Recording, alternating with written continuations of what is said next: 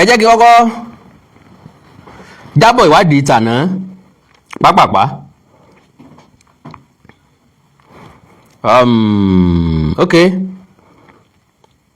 mi mọ̀ bí tí wọ́n ok bóyá Google náà ni intanet yẹn fi béèrè ni pé Atiba murder a slave ntí yẹn sọ fún ọ lélẹ̀ yes according to historical accounts the mother of Aláàfin Atiba Tọ́batẹ́lẹ̀ who reigned in Ọ̀yọ́ from 1837 to 1859 was a slave. Her name origin she was named Ẹniolúfọ́n or Ẹniọlọ́run and was an Aketan woman from Gudugbu. Her status she was a slave offered as surety to King Abiodun of Ọ̀yọ́. Relationship to Atiba she was the mother of Prince Tọ́batẹ́lẹ̀ who later took the title of Aláàfin Atiba and founded the new Ọ̀yọ́ Empire. Context: while she was a slave, she was a mother to a prince, and despite her status, she and her son were part of the royal, yet often turbulent, life surrounding the Ọ̀yọ́ throne. The information indicates that in the context of the late 18th and early 19th century Ọ̀yọ́ Empire, a child of a slave could still hold royal pedigree through their father, King Abiodun, as was the case with Atiba. Alright, now ọ̀rọ̀ yìí ni mo wá gbọ́ jàre tó gbé mi wá ọ̀rọ̀ tí mo gbọ́ lélẹ̀ yìí kí n má gbà kókò. ṣíṣàrí èmi ìṣọba téèyàn ó tẹ̀ mọ́ tí wọ́n ṣọ́ṣọ́ nígbà tí nǹkan ẹ̀kẹ́ wa máa sọ méèyàn ká rọ̀ wá látọ̀run tí ń táyì gbà bẹ́ẹ̀. ṣé rírọ̀ wá látọ̀run kọ ọ̀jẹ̀ ní òní ẹgbẹ́ wí. kò ṣètàn wa a ní ṣètàn wa Ifẹ̀ kọ́ l'Odùduwà ti wá. ẹ gbọ́ báwọn wọn láwọn ò lè gbà wípé Odùduwà rọ̀ wá látọ̀run wọ́n dẹ̀ tó ní láíláí àwọn ò lè gbà pé Ifẹ̀ kọ́ ni Odùduwà ti wá. ẹ bá wo ọ̀rọ̀ tí wọ́n kọ́kọ́ sọ yẹn I should be one of the few people tó kọ́kọ́ tako ìtàn yẹn as far back as 2018-2019 ó dẹ̀ di ìbínú ọ̀pọ̀lọpọ̀ àwọn èèyàn nífẹ̀ẹ́ lọ́dún náà lọ́hùn. Àwọn kan ṣe gbáǹkú àwọn kan sọ pé mi mọ̀ tán àwọn kan sọ pé mo tako wọn délẹ̀ mo ní kò rọrùn fún èèyàn kankan láti rọ̀ wá látọ̀run pé ìtàn tí wọ́n sọ fún wa ní primary school secondary school rubbish ni I can state that categorically pé rubbish ni o nìtàn tí wọ́n sọ fún wa nípa Odùduwà. Àkọ́kọ́ ìtàn ni wípé Odùduwà láti Mẹ́kà rubbish ni Odùduwà wá láti Mẹ́kà àtàmọ́ Mẹ́kà rárá. Nínú ìtàn Mẹ́kà kò sí establishment ẹ̀ wípé Odùduwà kan wà ń bẹ̀ tẹ́lẹ̀ rí. Distance Mẹ́kà jẹ́ kó yé wa wípé Odùduwà ò lè wá láti bẹ̀ wá tẹ̀dó síbí yìí. Kí ló dé tí ò dúró lójú ọ̀nà kí ló dé tó rìn káàkiri tó bẹ́ẹ̀ ọdún mélòó ló fi rìn èèyàn mélòó ló wà lẹ́yìn ẹ̀tàn jọ rìn rìn bẹ́ẹ̀. So ẹlẹ́ẹ̀kejì tí gbogbo wa ń gbé pò yẹ ẹnu títí tá a fi dàgbà ò ní pé Odùduwà lọ́lọ́run kọ́kọ́ rán wálé ayé. Mo wá béèrè ńjọ́ náà lọ mo ní ṣé Odùduwà náà ní China náà ti wá ṣé Odùduwà náà ni ó wá gbé ìmọ̀ ti sọ ìgbà tó Odùduwà ń bọ̀ ó tẹ̀wọ̀n rọ̀ ó gbé igbá erùpẹ̀ adìyẹ ẹlẹ́sẹ̀ 5 ó wá dúró sórí ẹ̀wọ̀n yẹn pé omi ni gbogbo ilé ayé ó wá da erùpẹ̀ tó wà nínú igbá owó ẹ̀ ó dà sórí omi ó wá fi adìyẹ ẹlẹ́sẹ̀ 5 lé lórí ìyẹn wá bẹ̀rẹ̀ sí ní tan yẹ̀pẹ̀ sórí ẹ̀ ó wá bẹ̀rẹ̀ sí ní tan sórí ẹ̀ so ibi tí yẹ̀pẹ̀ yẹn dé ńgbà náà ni wọ́n ń pè ní Ilẹ̀-Ifẹ̀ pé ibi tí ilẹ̀ yẹn fẹ̀ dé mo ní rọ́bìṣì ni. Oòduà kọ́ ló bí India Oòduà kọ́ ló bí Japan Oòduà kọ́ ló bí Kuwait Oòduà kọ́ ló bí Pakistan Oòduà kọ́ ló bí Turkey Ilé-Ifẹ̀ sì kọ́ ni China ti lọ. So wọ́n dẹ̀ kọ́ sílẹ̀ fún wa adẹ́ ń ka bẹ́ẹ̀ majority wa dẹ̀ gbàgbọ́ bẹ́ẹ̀ gbà táwọn kékeré. Mo ti kọ́kọ́ bring out argument yẹn ní 2012 ní 2012 náà ni a lọ sí audition kan ní Radio Lagos ńgbà yẹn TV8 wọ́n ń pè bẹ́ẹ̀ ní Blue Roof ńbẹ̀ láti ṣe lọ sí audition yẹn. Àwọn kan sọ wípé àwọn ń wá òṣèré orí ìtàgé ẹni tó ní talent kó wá fẹ́ bọ̀ hàn bẹ́ẹ̀. So gbogbo ala lọ lọ́dún náà lọ́hùn àwa bíi 200 and kìíní kan la lọ la ṣe audition. Ìgbà tá a sọ audition yẹn àwa tí wọ́n mú ń bẹ̀ ṣá tó mẹ́wàá sá wọ́n sáà rí bọ́dà ń pé pò kẹta àbí nǹkan mo ṣe pò kẹta àbí pò kẹjọ I don't know wọ́n rà ń pé bóyá wa 20 náà mú nú out of 200 kìíní kan yẹn. So àwọn tá a jọ ágíù wọ́n wò mí ní wo onígbéraga. That was 2012. Mo ní kàn wá bí jókòó ìgbà yẹn náà mo ágíù pé Odùduwà ò bí ọ̀kan bí. Mo fọlọ́ Elédùmarè búra pé Odùduwà ò bí ọ̀kan bí. Odùduwà bí ju ọmọ ẹyọ kan lọ. Odùduwà bí mọ tó pọ̀. So they were like ṣé mi nìkan mo fẹ́ create ìtàn tọ̀dọ̀ mi ni. Gbogbo tí gbogbo àwọn kà ní tí wọ́n kọ́ àwọn school nìyẹn ṣé mi nìkan mo wá fẹ́ dá create tọ̀dọ̀ mi. Mo ní and again gbàgbọ́ wípé Odùduwà wá láti ó tẹ̀wọ̀n rọ̀ wá látọ̀run. Bí n bá ṣe ń sọ ni mo máa ń sọ ti Jésù. Àwọn Christian tí ń bẹ bí ò ní jáwé. Ìmọ̀ ń fẹ́ dìjà wọn ẹlòmíín ní ìsìn bá parí program wọn mẹ́sẹ̀jì mi ẹ̀mí sáwé kónkó ẹ má máa sọ̀rọ̀ sí olùgbàlà ẹ má máa sọ ti Jésù ẹ má máa sọ kíní kankankan ẹ má jà lọ bẹ̀ wọn. Ṣùgbọ́n tó Odùduwà gẹ́gẹ́ bí Olúwo ṣe sọ èmi náà gbàgbọ́ bẹ́ẹ̀ bó tẹ̀wọ̀n rọ̀ látọ̀run wọ́n bí ni. So mo question mo query ọ̀pọ̀lọpọ̀ àwọn arọ́kin àtòpìtàn nífẹ̀ẹ́. So later tí wọ́n sọ ni wípé orí òkè ọ̀ra níbi tó ti tẹ̀wọ̀n rọ̀ wá sílẹ̀ that is òkè yẹn ga láti sọ̀kalẹ̀ síbẹ̀ ó nira. Ṣé mọ̀ pé ìyẹn dẹ̀ lè so okùn sórí igi kéèyàn ó fi wá sílẹ̀ àwọn òyìnbó náà ń lò ó láti gungi láti sọ̀kalẹ̀ láti gorí àpáta láti sọ̀kalẹ̀. Ìyẹn ni ẹ̀wọ̀n tó tẹ̀rọ̀ kì í ṣe látọ̀run. Òkè tó bá ga láyé ìgbà náà ọ̀run náà ni wọ́n kà sí. Ìyàtọ̀ tí ń bẹ ń bẹ nìyẹn o. Interpretation yẹn ló nira.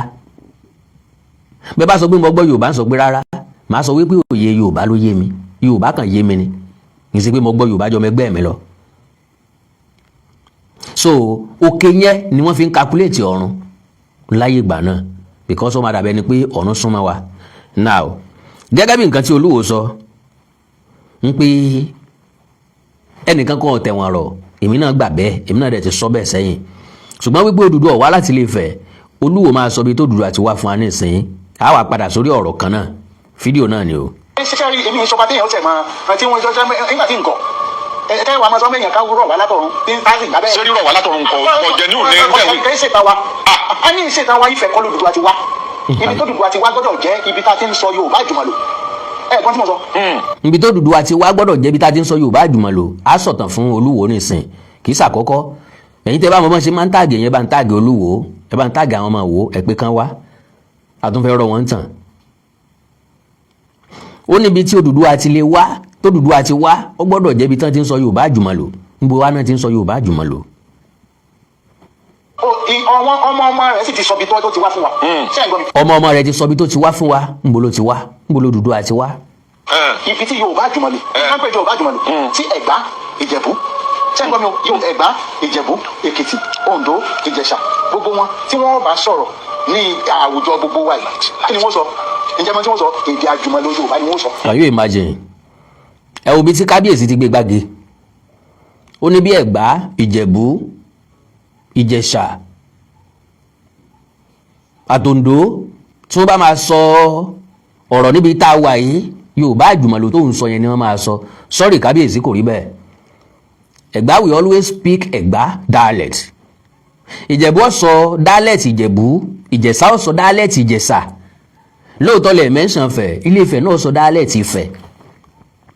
Ìgbà tẹ́ máa sọ ní ìṣẹ́ sọ pé Yorùbá àjùmọ̀lò yes ńgbà tí gbogbo àjọ accept àjọ agree ńgbà àjọ fẹ́ máa lò ó kó lè rọrùn fún wa láti kọ́lẹ̀ ń ṣe pé àwọn èdè tó kù náà ò ṣe kọ́lẹ̀ o Ìjẹ̀ṣà ṣe kọ́lẹ̀ dáadáa o àgbéwọnú wàhẹ́ẹ̀kì ni ò jẹ́ ká lè máa fi kọ wàhẹ́ẹ̀kì o yes language àwọn ẹ̀yà Ìgbò náà pọ̀ lóríṣiríṣi language ẹ̀yà Haúsá Fúlàní ó yàtọ̀ síra wọn láti ìlú dé ìlú ṣùgbọ́n wọ́n adopt ẹyọ kan tó wà straight forward ẹ̀yà Ìgbò adopt eléyìí tó common jù láàrin ẹ̀ ìyẹn láyé ìgbà tán máa ń ṣe local language nínú exam.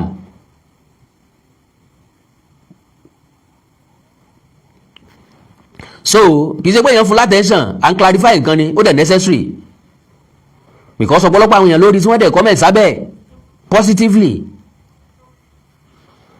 bẹ́ẹ̀ bá ibi tí wọ́n bá pe conference wa nísìn ẹ gbọ́dọ̀ lo Yorùbá tí ò ṣe kọ̀wá ẹ̀.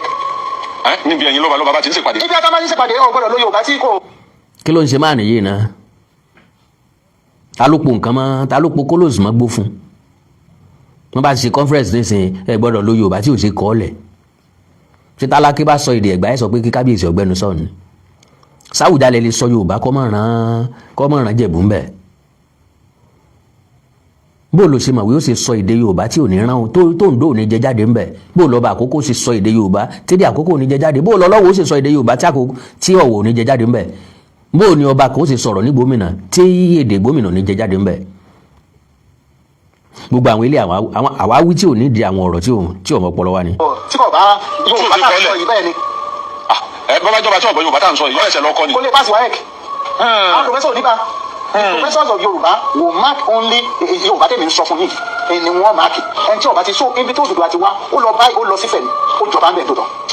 Odùduwà lọ sífẹ̀ ni kì í sífẹ̀ gangan ló ti wá Olúwo fẹ́ sọ ibi tó Odùduwà ti wá fún wa. àwọn ará ní níbo ló Odùduwà yẹn níbo ló ti wá. ibi àjùmọ̀lò Yorùbá bá wà ní ibi àjùmọ̀lò Yorùbá dẹ̀ wà àmọ́ máa bọ̀ ẹ̀. níbo la àjùmọ̀lò Yorùbá. àjùmọ̀lò Yorùbá gbọ́dọ̀ jẹ́ sáìdì ibi tó bá ti jẹ́ Ìwó Ọ̀yọ́ ibi tí Ìbàdàn wà nínú. wọ́n fẹ́ẹ́ lè sọ pé Ìbàdàn gan l'Odùduwà ti wá so ibi tó Odùduwà ti wá ó wà in between Ìwó àtọ̀yọ́ torí pé àwọn nìkan ni wọ́n ń sọ Yorùbá àjùmọ̀lò can you imagine odidi ọba nu o. àjùmọ̀lò ni àárín àjùmọ̀lò ni tẹ́ ẹ gbọ́dọ̀ tí ò gbọ́dọ̀ mix the headquarters of the Yorùbás. a dẹ̀ ti mọ̀ pé lẹ́nìí wọ́n ti sọ bí ilé òótọ́ fún wa ìlú òótọ́ ni ìlú ayé kò. kábíyèsí Ìlọrin kọ́ ṣe. ìlú òótọ́ ni ìlú ayé kò tọ́ Ìlọrin àbí Ìwó ni ìlú òótọ́ báyìí Ilé-Ifẹ̀ kì í ṣe ìlú òótọ́ ìlú òórọ́ ni. orin náà wáyé mi pé. sílẹ̀ àjùmọ̀lò Yorùbá náà wà ní àbí. bọ́dà ni kì í sára Yorùbá gan. sọ pé Ọ̀yọ́ láti wá Ọ̀yọ́ àti báyìí tó wà níbí báyìí wọ́n á pé 200 years ní 2035. ohun tí ẹ sì pẹ́. tí Àtìbá dé àgọ́ ọ̀jà níbi lẹ́gbẹ̀ẹ́ mi.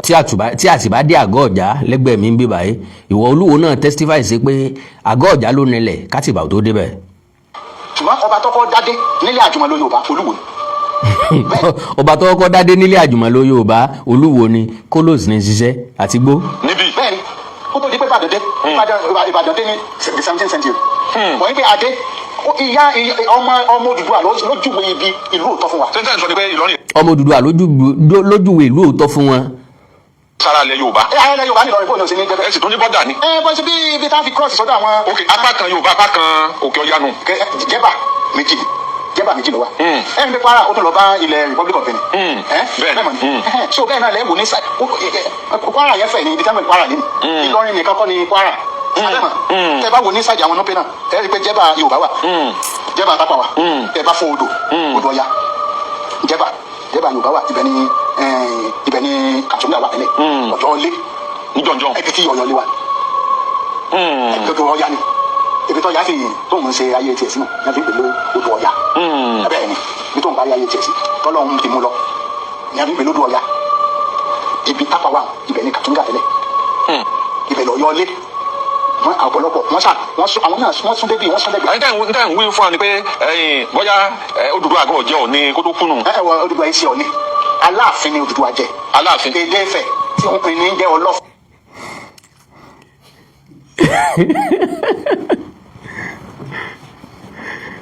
wow ẹ̀rí páyà bí wàláhì tàlà ìbú ṣe rí ni Olúwo ti sọ yẹn Ọ̀ọ̀ni ló kọ́kọ́ jẹ Aláàfin Ilé-Ifẹ̀ wọn ti kọ́kọ́ jẹ Aláàfin reality ló sọ yẹn Ọ̀ọ̀ni ni ààfin Ọlọ́fin ńlòdó àfínjọ́ Ọlọ́fin Àdìmọ́là ó wà ní oríkì Ọ̀ọ̀ni ọ̀tẹ̀ tí wọ́n fẹ́ ṣe náà ni wọ́n fi ń kóra wọn lẹ́sẹ̀ yìí yes because Ọlọ́yọ̀ọ́ Aláàfin Ọ̀yọ́ ọ̀sángbà náà lọ́hùn nẹnu ọjọ́ mẹ́ta yìí lọ́dún yìí wípé Ṣàngó ló kọ́kọ́ jẹ́ Aláàfin baba láàárọ̀ ni Ọ̀ọ̀ni ni Aláàfin àkọ́kọ́ Ọ̀ọ̀ni ni ààfin Ọlọ́fin èdè Ifẹ̀ ni Ọlọ́fin Ọ̀ọ̀ni ọ̀fin Ọ̀ọ̀ni ni ààfin Ọlọ́ọ̀fin the same thing náà ni àbí Aláàfin èdè Yorùbá àjùmọ̀lò nu Oní ààfin. Ọ̀ní ni ààfin. Ọ̀ní ààfin. Ọ̀ní ni Yorùbá ń pè ní ẹni. So the same thing ni ọ̀tẹ̀ lọ́fẹ́ tẹ̀ wọ́n rì tí wọ́n fi rò wípé àwọn ń ṣe orírun tí wọ́n mọ̀ pé àwọn ń ṣe ra wọn ni. So reality ni ìyá the statement of Aláàfin Ilé-Ifẹ̀ ló ti wá. Pronunciation ni ọ̀kan ni ọ̀dánmọ́rán bíi bá a ṣe ń pè lónìí. Ẹja gbọ́dọ̀ kábíyèsí Olúwo síwájú sí ọ̀rẹ́ ìgbó ilé ti tán. Nbò kí wá ló dé tá a fi sọ pé kábíyèsí ń fa agbó àbí kábíyèsí reality ni àbí kábíyèsí lo kólòs mọ́ igbó ẹgbọ́ nísìn. ẹgbẹ́ Ọlọ́fin yẹn kò yọ láti ìsúnkì Yorùbá kò yọ láti inú bá a ṣe ń sọ Yorùbá. Kò yọ láti inú ìsúnkì Yorùbá kò yọ láti inú bá torí ọ̀tẹ̀ tán fẹ́ ṣe kò jẹ́ kán mọ correct word. Nígbà tó jẹ́ pé Olúwo gangan tí ń sọ pé òun sọ Yorùbá àdìmọ̀lú Olúwo ọ̀gbọ́ Yorùbá tàbá ní àdálẹ̀ ká tó ń sàn ní ìsìn Olúwo ọ̀gbọ́ Yorùbá.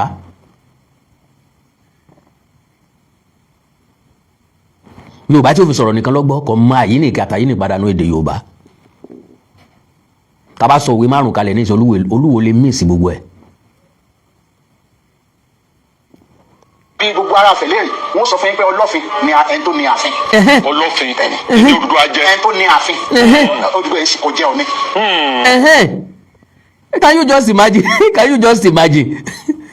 Wọ́n sọ pé Ọlọ́fin l'Odùduwà jẹ́ ẹni tó ní Ọ̀ní ní ààfin wọ́n náà gbà á. Reality ni bó ṣe rí nìyẹn.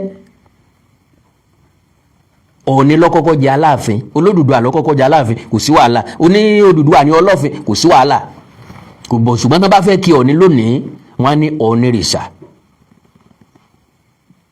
Ọlọ́fin Àdìmúlà Ọlọ́fin Àdìmúlà. So kólòsì ní ṣiṣẹ́. Ọlọ́fin ní tí wọ́n pè ní Aláàfin ká tó sì lo táìtù ẹ̀ tẹ́mi ká bá fẹ́rẹ́ mo lè sọ pé Aláàfin ni.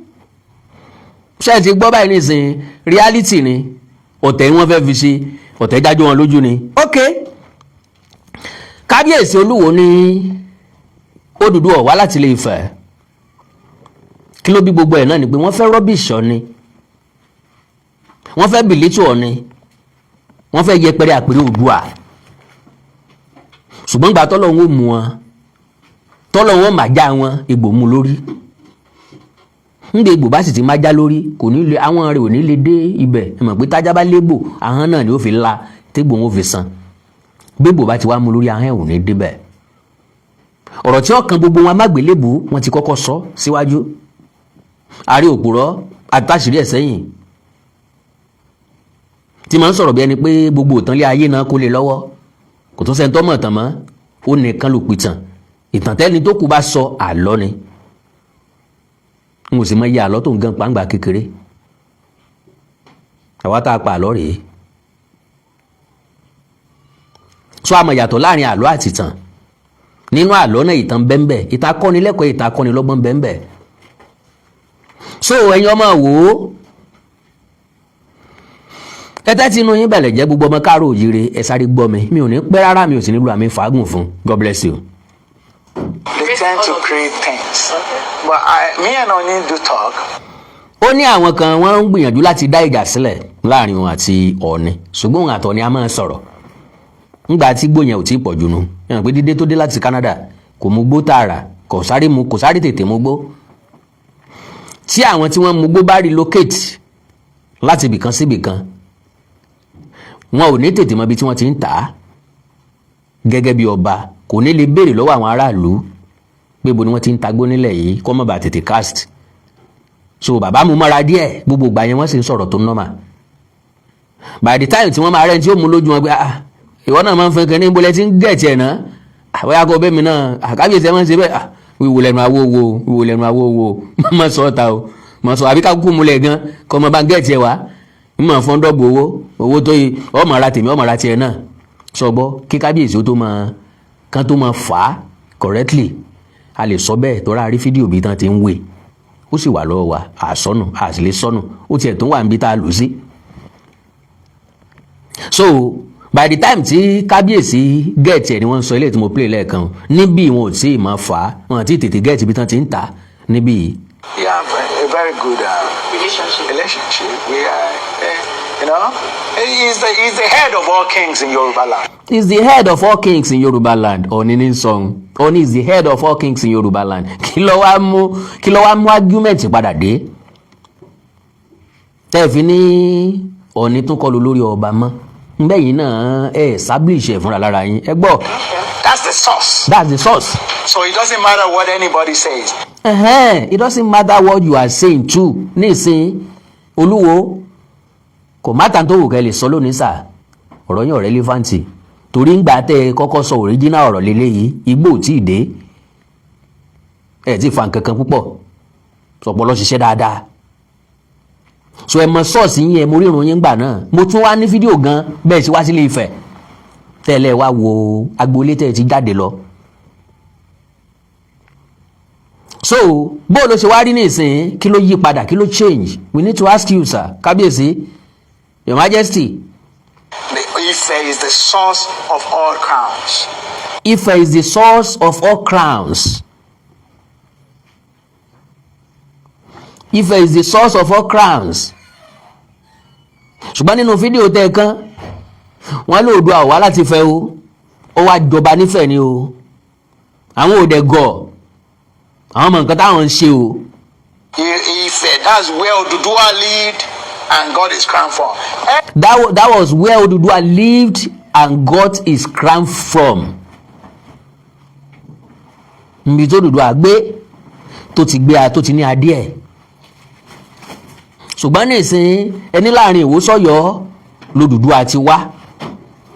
Kí ló change kábíyèsí? Igbó yẹn ò bá yín lára mu mọ́.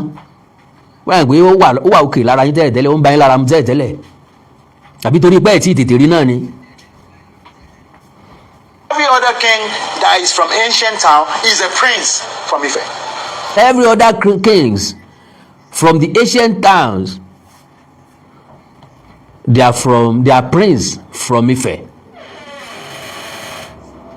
Gbogbo ọba pátápátá o tá a lè pè lọ́ba aládé lónìí tí wọ́n wá láti àwọn ìlú ìṣẹ̀ǹbáyé ó ní ọmọ ọba ni wọ́n láti ìlú Ile-Ifẹ̀. Olúwo náà lọ sọ bẹ́ẹ̀ náà lẹ́ ń gbọ́ yìí. I am a prince in Ife. I am a prince in Ife. Torí pé Olúwo Gbàgìdá tí í ṣe ìyá Télú Ifẹ̀ ni ọmọ ọba ní Ifẹ̀ aya ọba ní Ifẹ̀. Aya ọba lọ́ràn dúdú ọba lọ́ràn púpọ̀ ọba lọ́ràn rọgbàrọgbà lóde. Every other crown that you see, and there is an ancient crown in Yoruba land, is a prince from Ife.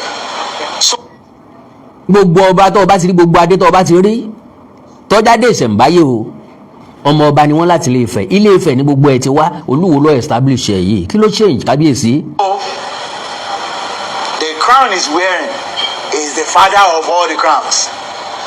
Ó ní adé tí Ọ̀ọ̀ni ń dé ni bàbá gbogbo adé pátápátá. Ẹ já gbọ́ sẹ́yìn díẹ̀. So it doesn't matter.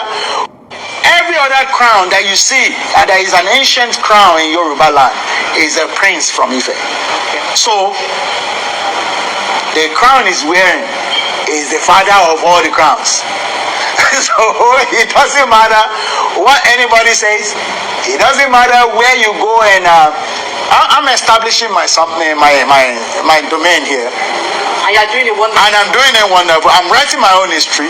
It doesn't matter. Oromio has written his own history, and as a great king in Yoruba land, but he can be greater than his grandfather. Oromio was a great king in this Yoruba land, but he can't be greater than his great grandfather. Tàwa ni great grandfather rẹ̀. Mr. Abdullahi Ajiboye, God bless you, sir. Mr. Dauda Olaposi Oyemi, God bless you, sir. God bless you, sir. God bless you, ma. God bless you, everybody. Only Oromio can never be greater than his grandfather. Oba Bini has written history. The great Bini kingdom. Owa, Orogun, they've wrote. I'm writing my own history now, and I'm writing my own history. I'm moving in time, and I will be one of the greatest kings. Amen. I'm an emperor now. Yes, sir. So I'm one of the greatest kings. Yes, and after. Oh. So now ẹ ti gbọ́ nǹkan tí Olúwo sọ lọ́tún àtòsí. ọ̀tẹ̀ lọ́fẹ́ tẹ̀ wọ́n rè bí àṣà orin àlọ́ kan ní ọ̀tẹ̀ lọ́tẹ̀ mi rè tí mo dẹ́yẹ gbó. igúnnugún la wo àtẹ́ káàkàlà la wo àtẹ́ gbà. ọjọ́ igúnnugún ti tẹ́ lọ́wọ́ Olódùmarè ló ti ń tẹ́ káàkiri ayé po. àkàndọ̀ ọ̀rọ̀ àwọn kòǹkò kílá tún sọ. a gbọ́dọ̀ torí àwíjàre kí tọ́ tán lẹ́nu. bẹ́ẹ̀ ni tí mo fẹ́ fìdí ẹ̀ múlẹ̀ mo fẹ́ kó àwọn rẹ́kọ̀dù ni. Olúwo ti pàlú ẹnu dà ó ti change nísìn torí pé ó ń fẹ́ position bíi tọ̀ níwà kò lè débẹ̀ ìjà dé. Aláàfin fẹ́ position bíi tọ̀ níwà kò lè débẹ̀ ìjà dé. Orin wa dòwe Ọ̀ọ̀ni ọgbà bí Aláàfin ọgbà bí níbo là ń lọ. Ọ̀ọ̀ni ọgbà bí Olúwo ọgbà bí Olúwo náà lè sọra ní Aláàfin Ìwó. Aláàfin of Ìwó ẹni tó ní ààfin of Ìwó.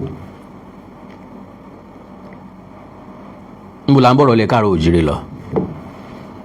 ọjọ́ wo lè dá yóò sinmi ogun ngbà wo ló tó lè dohun ìtàn ọ̀tẹ̀ nílé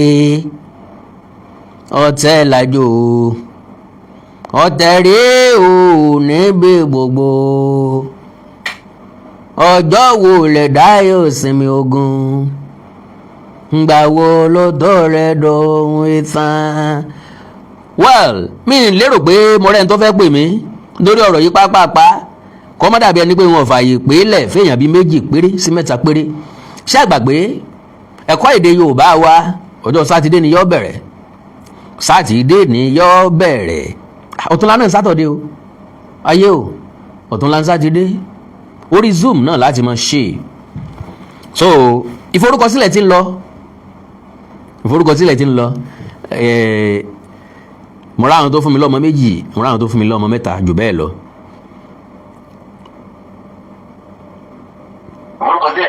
Hello sir. Hello sir. Ẹ kálẹ́ sir. Ẹ kẹ́tò. Yes sir. Mo wà dé túbọ̀ máa dúró tì yín o. Àmín o. Àtúbọ̀ máa kún yín lókun àtàgbára. Àmín bàbá. Fídíò tẹ̀sí lánàá ẹni mo ṣẹ̀ṣẹ̀ wò ó dùn mí gan pé mi ò wà láìsí láti ọ̀fẹ́ sọ̀rọ̀ sí but àwọn èèyàn ti sọ̀rọ̀ tó wú mi lórí. Tẹ́rí eléyìí ń fẹ́ fi nǹkan yé àwọn èèyàn because mi ò mọ rírì táwọn èèyàn fi ń wo ìtàn Ilé-Ifẹ̀. Tẹ́rí gbogbo èdè tí gbogbo wa pátápátá ń sọ àtẹ̀gbá àti Ìjẹ̀bú àti Rẹ́mọ àti ẹni Ilé-Ifẹ̀ ni gbogbo ẹ̀ ti wá. Pátápátá. Èdè ìkejì náà fi wọ́n sọ èdè ìkejì ni gbogbo ẹ̀ ti jáde. Bẹ́ẹ̀ni kálukú mú títí ẹ̀ ń bẹ̀ ni. Bẹ́ẹ̀ni. ṣé rí nǹkan tó Olúwo sọ yẹn mo agree pẹ̀lú yín let me agree with you dàpọ̀ tí mo kìíní ẹ̀ mọ́ kìíní. Lágbára Ọlọ́run. ní north nsìn Haúsá náà sọ Fúlàní dẹ̀ wà mẹ́ bọ́ ẹ̀ lè Fúlàní kò ní mínì èdè wọn fúdè wọn yẹn ò ní mínì bẹ́ẹ̀ because Haúsá ni gbogbo wọn jọ ń sọ. ẹ̀sọ́ jẹ́ ẹ̀kẹ́kẹ́tẹ̀ wọ́n máa sọ pé kìíní kan but Fúlàní dẹ̀ ló ń lù wọ́n bẹ̀. Everybody knows that. Fúlàní ló ń lùdù ní north. So èmi rí pé mo fi agree pẹ̀lú 100% pé ó ti mú kólóòsì mọ́ tibi bẹ́ẹ̀ni so but kó lọ jẹ́ kó lọ Ilé-Ifẹ̀ kó lọ ó ti lọ ilé ìdílé ibi tó ń ti jáde níbẹ̀ kó lọ gbọ́ èdè Ìkédù ní Ifẹ̀ ń sọ tẹ́lẹ̀ ibẹ̀ ní gbogbo èdè ti jáde all language ní Yorùbá land Ifẹ̀ ní gbogbo wọn ti jáde. bí wọ́n ṣe ń rìn jìnnà sí lédè yẹn ṣe ń yàtọ̀ sí. because ẹgbẹ́ ìsọ̀kan fún iṣẹ́ ní UK ni mo wà á sìn tẹ́ bá gbọ́ English àwọn Scotland ẹ rò pé òyìnbó kan náà ń sọ.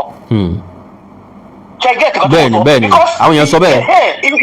Ṣáàdì wọn ó yàtọ̀ sí ti normal English ti London so but English ẹni gbogbo wọn jọ ń sọ so Olúwo mo yẹn mo sọ pé mo agree pẹ̀lú 100% pé ó ti mú kí ni mo but kọ́ ìṣẹ́rí àwọn kankan jẹ́ káwọn èèyàn àwọn èèyàn tó fẹ́ kó ń support it positively yẹn I will see them like they are all the same nǹkan tó máa sọ sí yẹn yẹn because èmi ò mọ orí èèyàn torí ẹ̀ máa pé tó máa tẹ̀lé èèyàn bẹ́ẹ̀ yẹn tó bá tẹ̀ tó mú gbóbi jẹ tó lè mú kólóòsì pẹ̀lú jẹ so tẹ́rí ẹ̀kọ́ náà máa wo gbogbo ìtò tó ń jáde ń fi àwọn kìjàpọ̀ sí ti wèrè Ìbàdàn yẹn o èèyàn olùkọ́ because nísìnyí ó ti di pé irọ́ gbogbo náà ti ń já because ó ti wò pé ẹ̀kan ní about 7 years ago tó ń sọ pé Ile-Ifẹ kọjá Burkina Faso Ile-Ifẹ. Ó sọ ń gbà yẹn bọ̀ tí sì bọ́dẹ̀ ṣe bí yẹn náà bọ́dẹ̀ torí àbẹ́yà àmọ̀ bí yẹn yọ gbóhùn torí àrígbó lẹ́nu ẹ̀rí kọ́nà ń dárí jì mí o so because ó kọ́ change suddenly because mo sọ fún àníkẹ́ tó ti sọ̀tọ̀ dílé tèmi torí ọmọ ọ̀rá fẹ̀lẹ́ mi ọmọ Ìrẹ́mọ nílé Ifẹ̀ ni mí títí dé Ṣàgámù nítorí tó sọ mo ní ìrọ̀lọ́pàá kọ́lí nǹkan tó ṣẹlẹ̀ gangan yẹn orí àwọn gbẹ̀ngà fádà mi ló ti ṣẹlẹ̀ ní Ṣàgámù 1902 tí ọ̀ọ́dì fi jáde. 1903 mo ní ìrọ̀lọ́pàá gbogbo nǹkan tó sọ mo ní ìrọ̀lọ́pàá ó ní ẹgbẹ́ àkàrígbò jagun mo ní àkàrígbò máa kúnlẹ̀ torí bàbá ẹ̀ ibi tó ti kúrò nìyẹn. bẹ́ẹ̀ni. bàbá ẹ̀ èyí ọmọ òní bàbá ẹ̀ kò máa kúnlẹ̀ àfìgbà táwọn Muslim jáde kọ́ mọ́ máa kúnlẹ̀ fún bàbá yẹn ni òye mi. bẹ́ẹ̀ni o. so ẹjẹ kọ́ máa yé wọn fẹ́ ìkédù ní gbogbo èdè Ifẹ̀ gbogbo èdè jáde ìkédù èdè Ifẹ̀ ni kọ́ máa yé wọn. bẹ́ẹ̀ni God bless you baba. àmín sir God bless you sir. Mr. Túndé lọ Mr. Túndé wọlé Mr. Túndé Okoli. bàbá o. ẹ kú alẹ́ sà níbí o. ó ga ọlọ́ayọ̀ ìfún wa lẹ́ ọlọ́ayọ̀ ìfún wa lọ́wọ́ yí pẹ̀lú ẹ̀rí bẹ́ẹ̀ bá dábàá wá gbà títí. Bẹ́ẹ̀ni nínú kíkẹ́ tó sọ̀rọ̀ lórí ọ̀rọ̀ Tìbáwégbó ọ̀gbìwó. Bẹ́ẹ̀ni. Ọ̀gbìwó fúgàmù yín ti bàbá ọlọ́jà ajẹ́ ọjà ní afọ́mọ́tajà ọ̀fẹ́ Ìbàdàn land. ọ̀rọ̀ ọ̀pọ̀ yọ inú mi wá dùn jẹ́ pé gbà tí mo bá sọ ọ̀rọ̀ yẹn tẹ́lẹ̀ ẹ̀yìn lẹ́ ń ká mọ́ mi lẹ́nu. Bẹ́ẹ̀ni. mo mọ ní ìfẹ́ bá sọ́gbà ẹ̀ pé ọ̀yọ́ bẹ́ẹ̀ wò yẹn kò sí ẹ̀yìn kan sì wò pé Yorùbá wà láàrin wọn kò sí Yorùbá mọ́. Fúlàní ni wọ́n wà bẹ́ẹ̀ so they don't care about our culture they don't care about our language they don't care about anything about us ìkan tó lè fi suppress culture wa tó lè fi suppress everything about us ìbàtà wa bí òní wọ́n wá. So dábà wo pé evidence pé bàbá anybody ò lè sọ pé òun fẹ́ lọ kóòtù lórí ọ̀rọ̀ pé bàbá yẹn pé ó ń gbé ọjà ó fọmọ tàjẹ́ gbogbo àwọn ọmọ tó fẹ́ kiri àwọn kékèké tó gbogbo lé kiri kò ń ṣe pé ó ní lè nídìí wọn àṣìyàwó àwọn ọmọ yẹn ni fẹ́rí tí bàbá lò láti kọjá lọ òkè wọn yẹn. láti àtàwọn ọmọ yẹn máa fi tábù bó ṣe wọ́n tó ṣe tó fi wọ́n tajà nínà tó fi wọ́n tajà ní tó ìyẹn lọ bẹ́ẹ̀ Rasidi ṣé tí bọ́mọ yẹn wò tó bá tẹ́ kọ́pù kárí àṣẹ stand-up comedian wà láyé àtàbàjẹ́. lágbára Ọlọ́run. àtàbàjẹ́ torí mo ní lẹ́yìn àtàbàjẹ́. sẹ́ẹ̀rì ò ní pààyàn ni. ìjọsìn comedian. ẹ gbọ́dọ̀ tó ń sọ. ọ̀rọ̀ tí a ti pè ní ordinary clown. ó ti di comedian pátápátá. ẹ gbọ́dọ̀ tó ń sọ ń gbòòrò ẹnu. wọ́n ti ẹni ẹ̀yára dé wọ́n ní ipa èdè ìjọba jẹ́ ní gbogbo pé kí ìlú kan wà nílẹ̀ Yorùbá tó yẹ kó ní èdè ètò ìdí àtìkọ́tò Yorùbá àwọn Ògún nìkan ní dálẹ̀ tí wọ́n ló jẹ́ Yorùbá jùmọ̀ lò Àjàyí Crowther ló wá lo Ògún ló wá láti kọ́ àwọn èdè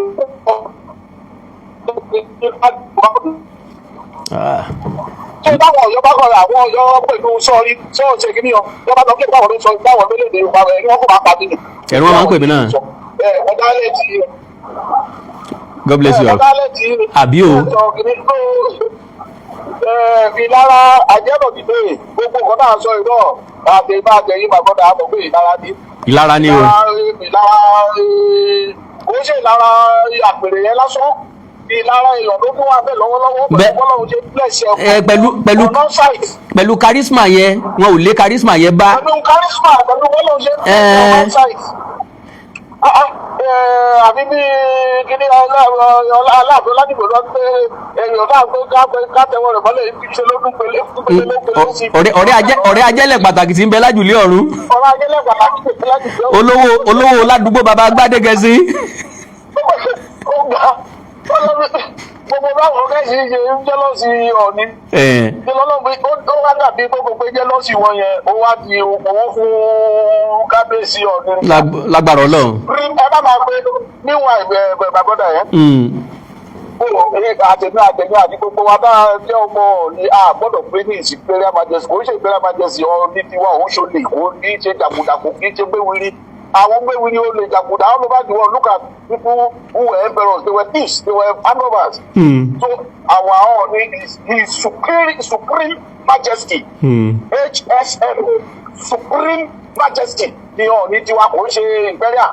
Rárá o. Àwọn bá wa aláwọ̀ tó máa ń pera wọn ní imperial àtòkè òkan reason kan I don't know why that title look fantastic or attractive to them. Kò sí ìwọ́n tó wà ń bẹ̀. Honestly. Ṣé máa jí láàárọ̀ máa gbé rẹ̀ lólè máa gbé kọrù èmi ó lé o èmi jagunjagun èmi agbéwìrì o èmi alọ́kọ́lọ́ kígbe o ọ̀fẹ́ because how does that sound? I'm a prince in my town. Nígbà jẹ́ ọba lọ́la everybody gbọ́dọ̀ pè mí ní Imperial Majesty no. His Majesty nìkan lẹ̀ nínú mi. Alright, baba. Tí máa máa lọ mọ̀ pé ara mi lóde. God bless you, baba. Alright. Bẹ́ẹ̀ni wáyé tí o, ó dàárọ̀ sà. Yes, my brother. So now, gẹ́gẹ́ bí Mr. Túndé Òkòlì ṣe sọ, ìlara àpèrè Ọ̀ọ̀ni nìkan kọ́ ló ń ṣe Olúwo àti Ọlọ́yọ̀ọ́. Ìlara personality Ọ̀ọ̀ni Adéyẹyẹ ní ìtàn Ògúnwùsì. Wọ́n try charisma yẹn pẹ̀lú ìmúra, pẹ̀lú ẹ̀ṣọ́, pẹ̀lú mọ́tò, wọn ò lè bá.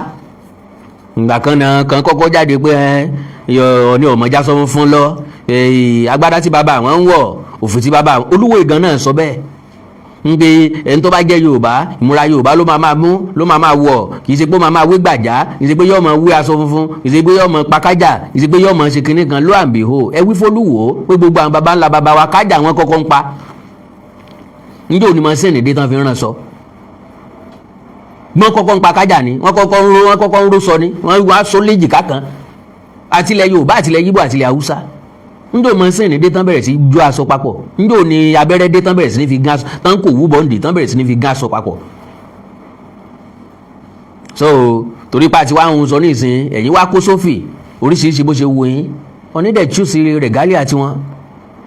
Aṣọ funfun tí wojú rí, aṣọ funfun tí solówó ẹ̀ ń tòde awọ tòní mọ̀ wọ tàná Ọ̀ọ̀ni rìsá wọn kì bẹ́ẹ̀ òrìn kílẹ̀ omi tìtì gbórí kìíní ayíkítí ogun ìtìrì ogun ọ̀lẹ́wà lówó ọ̀lẹ́wà olówó para wa nǹkan wọn. Ní on the 28 April náà ni federal government inaugurate committee Southern Traditional Rulers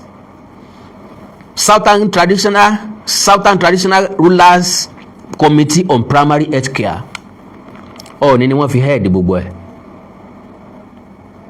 Gbogbo àwọn tí ń sunkún igbádogóje kò yẹ kí wọ́n kò sí nǹkan tó ń jẹ́ Southern kìnní kan igbádogóje rò wájà ó wà o federal government ti inaugurate bẹ́ẹ̀ yóò bá sí mbẹ̀. So Nigeria government inaugurate Southern Traditional Rulers Committee on Primary Health Care. That is April 28, 2026. The Nigeria government has inaugurated the Southern Traditional Rulers Council Primary Health Care Committee to drive acceptance of immunization across communities. Speaking at the inauguration, the Minister of Health, Muhammad Ali, noted that the committee is vital to boost primary health care penetration across Nigeria. On his part, Director General of the National Primary Health Care Development Agency, NPHCDA, Dr. Muyi Aina, said the inauguration is a significant step for the agency to build trust between the government and communities. He said, and I quote, "This event in itself marks a very significant step in our efforts to build trust between the health system broadly. We are working together with you on the polio eradication program and the objective, given the target that have been set globally, is that by the end of 2027, Nigeria should be completely free of the circulating variant polio virus." Speaking, the Ọ̀ọ̀ni of Ifẹ̀, Ọba Adéyẹyè Ògúnwùsì Ọ̀jájá II, assured the federal government of the support of Southern traditional leaders to provide Nigeria basic health care. Ọ̀ọ̀ni said, and I quote, "And as a face of Southern Nigeria, you can see that we are all fully represented here across the board. So, Honorable Minister, please rest assured we are with you." Ọ̀ọ̀ni ní sọ̀rọ̀ kì í ṣe bàbá wọn o. Report that the committee is chaired by Oba Ogunwusi with the chairman of the Traditional Rulers Council in Edo, Anambra, Delta, Abia, and other southern states as members. Earlier, Dr. Mahmoud Subaira, head of Mission Center for Wellbeing and Integrated Nutrition Solution, assured the monarchs of stakeholder support to drive primary health services in Nigeria. Lobatan.